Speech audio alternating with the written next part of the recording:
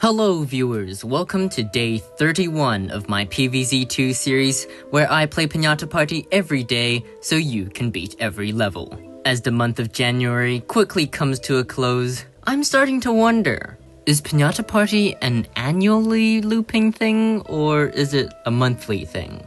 Cause if it's monthly, then maybe I get a break? But that's unlikely. Anyways, let's get into today's level. Alright, today's level we got some flowers to defend. For the zombies, we're getting these guys, but if you can't see, we're also getting seagull zombies and night zombies. And also learning from experience from last video, I gotta mention that there are 2 gargantuars in this level. And for the plants, Fume Shroom is getting its debut, along with some others. Now at the start here, I wasn't very sure where to start planting the walnuts, so I went with right in front of the flower line.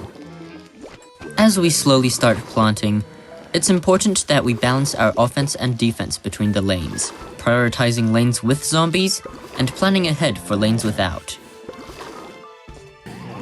At the first flag here, we're getting a line of seagull zombies, but don't worry, flying zombies aren't that big of a deal, because they don't really trample flowers. But they do set off lawnmowers. Good thing you should have a line of walnuts by now. And here comes another line of flying zombies. Interesting. Now here, I think my setup is pretty good. But after playing this level and seeing how many puff rooms we get, I think a little bit of tweaking might be in order.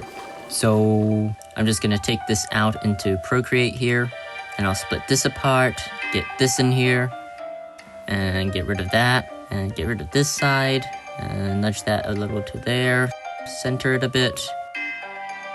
And that would be the setup that I would actually recommend for this, with the flower line being right there, and 2 columns of puff shroom behind the walnut instead. Anyway, right before the 3rd flag, here comes the first gargantuar. So what I like to do with these gargantuars is to wait for them to just get close enough for both of my fume shrooms to start kicking in, and then I store them on that same tile with plants. Hopefully you get a steady stream of plants like I did, but otherwise, plant fooding fume shroom is also a good idea. And of course, if the zombies get tough, you can always plant food 1 puff shroom and let the rest do their business. On the final wave here, we are getting another gargantuar. So for this gargantuar, I went with a different approach. Using my extra puff shrooms and a lot of plant food, I was able to spam this gargantuar with puff shroom spores until he died.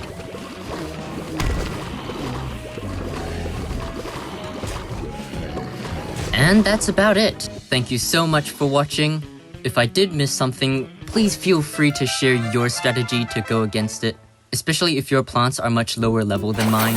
And I'll see you tomorrow. Maybe. Goodbye.